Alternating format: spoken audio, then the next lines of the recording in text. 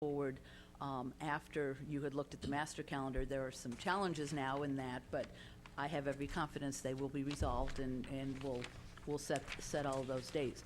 But these dates for the budget are fairly important because you want to set them aside and know that this is when information is going to be coming to you. So the dates as it relates to the board, which are the board workshops, and the dates on which budget decisions are made.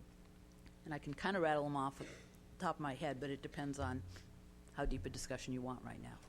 Supervisor McGowan. Thank you, Mr. Chair. I agree with Supervisor Colfax on the need for flexibility, but I also appreciate Supervisor Smith pulling the item because the budget is going to be our #1 priority, both dealing with the current year and also preparing for next year. And I think we need to be very engaged in that process. So I think it's always worthy of discussion. So.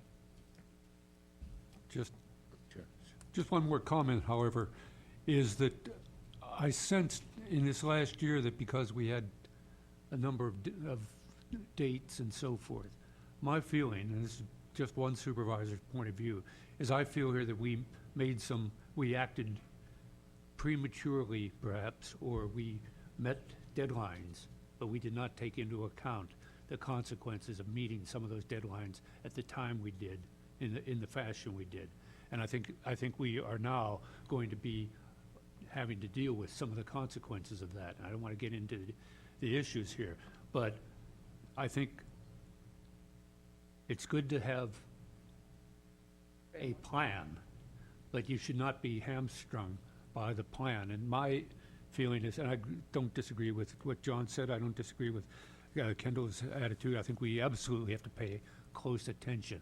I just don't want to see us jamming things on the agenda in order to meet numbers and phrases that are in a document handed to us in January of '09, because in April of '09 we may be seeing and dealing with a different world. I think we have a little bit, this supervisor has a little bit of a sense of we were paying too much attention to timelines when we should have been paying attention to content of the items we considered. I'll let it go at that.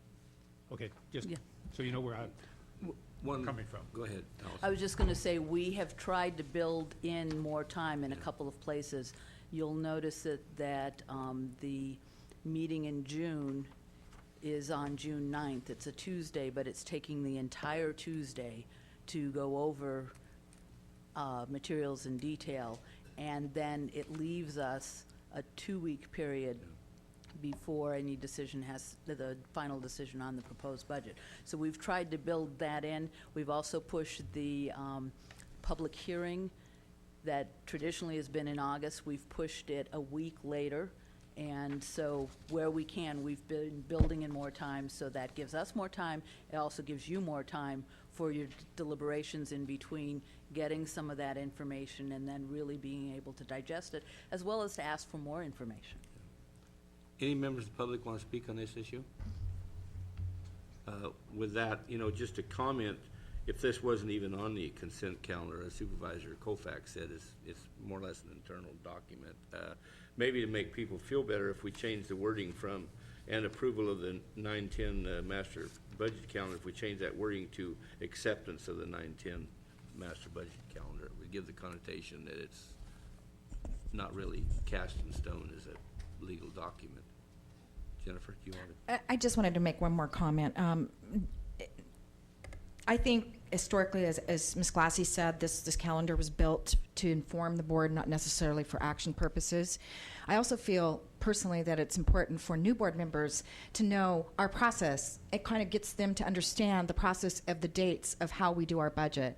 It may not be the whole detail until they actually go through it, but I feel it's a good tool for them to refer to rather than looking at the master calendar that the clerk of the board sets up.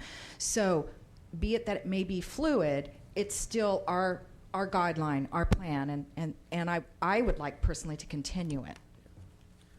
Thank you. One thing that does make me happy is I feel that the budget process is a year-long process, not necessarily because the state don't give us any decisions to make it a year-long process, but really that's, it's a work in progress. It's in the past, there's been budget years where you set cast a budget in stone and that's the way it is. We're not entering that time of an era with the economic conditions. It's very fluid, and a year makes a big difference. Just if we've seen the economics of the last 6 months make a tremendous difference. It not only countywide but statewide. So, you know, basically what we're doing here by this action, if it's approved, is just to accept this kind of as a need-to-know basis for board members. So I'd like to get a motion, being it was pulled off, so could I entertain a motion to move this along? I will move the recommended motion, changing the word approve to accept. Do we have a second?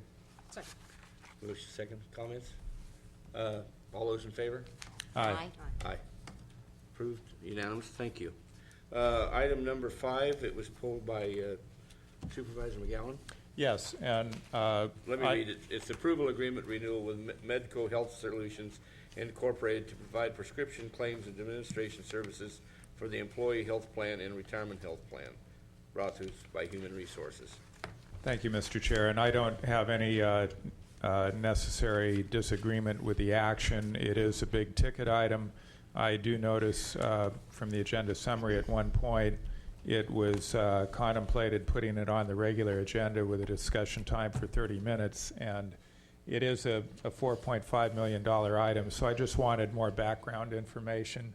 It's not that I disagree with the recommendation. I just want to be better informed on what it is we're doing. Thank you. Okay. Good afternoon, supervisors. Medco Health Solutions. State your name for the record. I'm sorry, please, Linda Klauser, Human Resources Director. Medco Health Solutions is our third-party administrator and distributor of our pharmaceutical drugs only.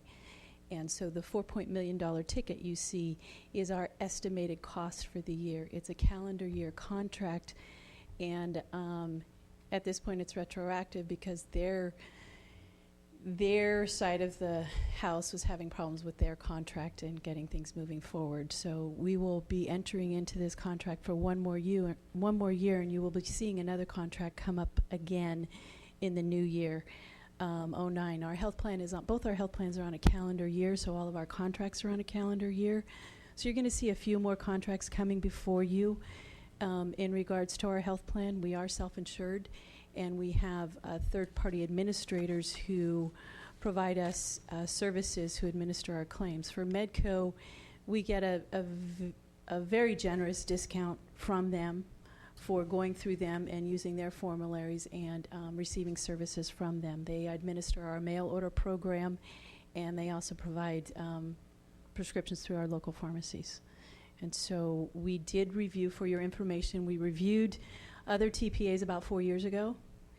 We were with RX America, and as a result of that review, we chose to go with Medco, and they have provided us a better cost savings. And they are still proving to be a better cost savings than other pharmaceutical companies out there. In 2006, one of the items that came out of negotiations in that year was that the county would look at going fully funded for health insurance and getting out of the self-insured business. As a result of that RFP process and going to market and looking at our current third-party administrators, Medco being one of those, the question was, can we do better by going fully funded? And the answer to that question very clearly was absolutely not. This county is far better off by being self-insured, by paying very minimal administration fees for vendors like Medco. It is why we still have a very soluble health plan today. Well, we're working on it being very soluble. We're working in that direction. So if you have any specific questions, I can answer. Thank you, Linda. I have Oh, okay.